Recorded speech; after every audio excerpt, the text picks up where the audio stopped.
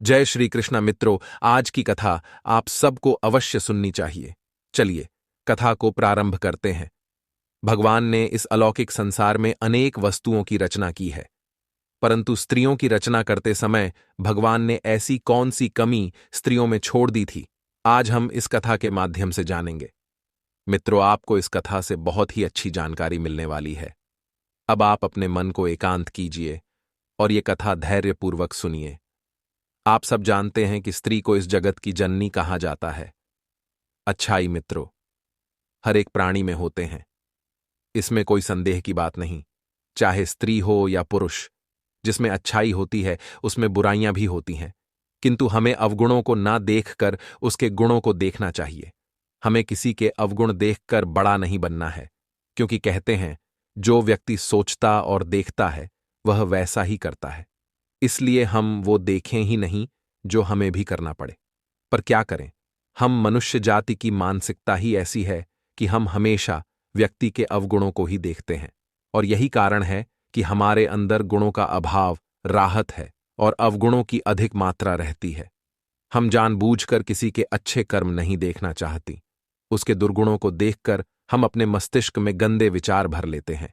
अब हम दोषों को ना देखकर सिर्फ गुणों पर दृष्टि डालते हैं कि स्त्री संसार में ईश्वर की सर्वश्रेष्ठ रचना है। स्त्री बाहर से देखने में जितनी कोमल होती है, अंदर से उतनी ही मजबूत और है सस्कत भी।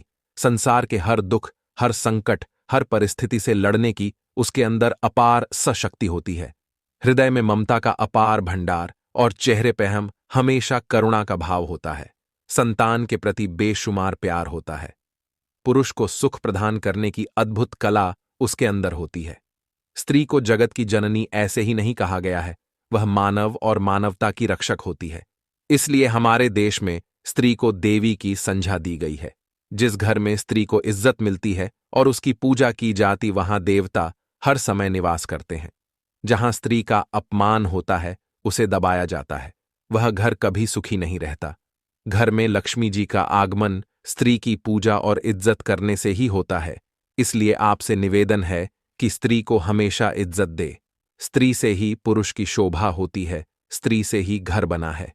ईंट लकड़ी पत्थर से बनने वाला घर तब तक घर नहीं बनता जब तक उसमें स्त्री का निवास ना हो। स्त्री को गृहिणी इसीलिए कहा गया है, उसके आने पर ही घर स्वर्ग जैसा बनता है। बिना स्त्री के घर की कोई शोभा नहीं होती।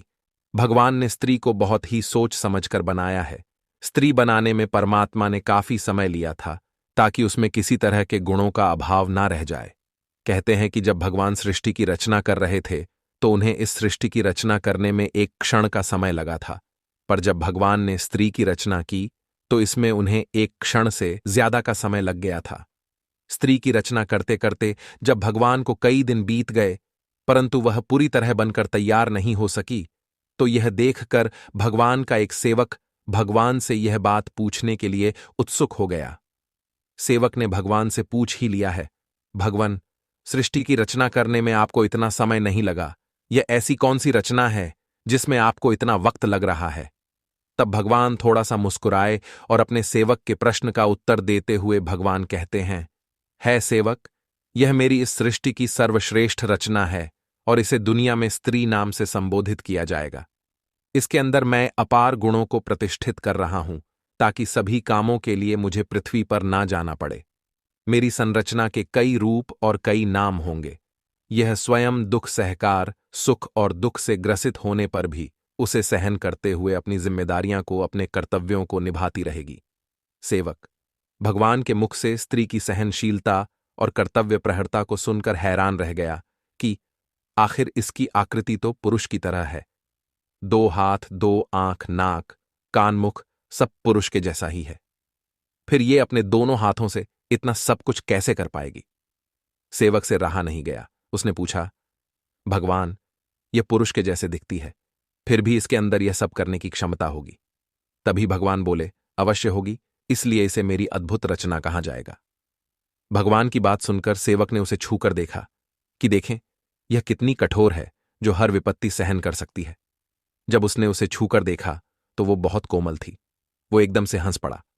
भगवान ने पूछा, क्यों हंस रहे हो?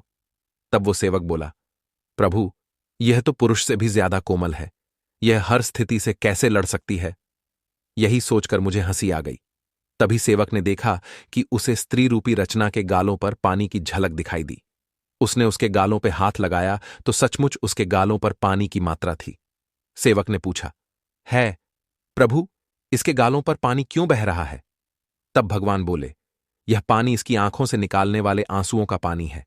यह पानी तभी निकलेगा जब ये अंदर से अपने आप को दुखी महसूस करेगी, जब इसके अंदर किसी तरह की वेदना होगी, चाहे वो शारीरिक हो या मानसिक। उसी समय इसकी आंखों से आंसू निकलेंगे। इसके बाद यह फिर से अपने आप को उतना ही मजबूत बना लेगी अपने दुखों को भूलने का। इसके पास यह सबसे अच्छा तरीका होगा और इसकी ताकत भी होगी। यह अपने आंसुओं से अच्छे अच्छे को झुका भी सकती है।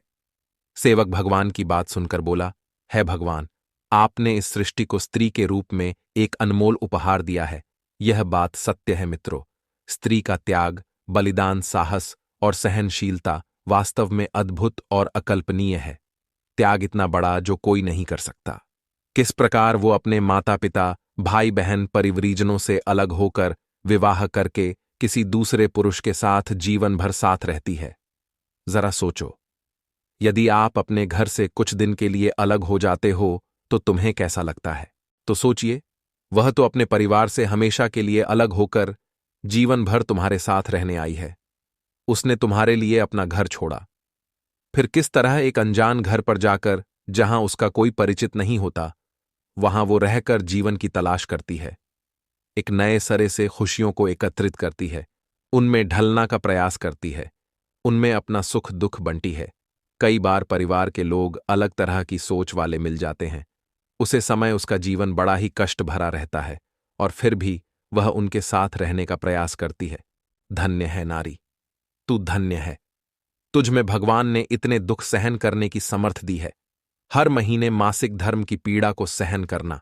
बच्चा जब उदर में आता है तब अनेक प्रकार की कष्टों को सहन करते हुए फिर सब कल की उसे भयंकर पीड़ा से गुजरा पड़ता है, जो साक्षात मृत्यु का दूसरा रूप होती है। उसके बाद बच्चे का जन्म सकुशल हो जाए तो उसके ललन पालन में अनेक कष्टों को सहाना पड़ता है और उसके लिए अपने सुखों का बलिदान करना पड़ता है। खुद दुख सह लेती है और बच्चे को दुख से बचाकर रखती है। यह त्याग और बलिदान बड़ा ही अद्भुत है। तब तो यह रचना जरूर आपकी संपूर्ण रचना होगी। स्त्री वास्तव में ईश्वर के द्वारा दिया गया संसार को ईश्वर द्वारा दिया गया एक अद्भुत उपहार है। वो हर गुणों में भरपूर है, इसलिए हमें कभी स्त्री का अपमान नहीं करना चाहिए, कभी उसे कष्ट नहीं पहुंचाना चाहिए। स्त्री का सदा सम्मान करना चाहिए, चाहे वह जिस भी रूप में हो।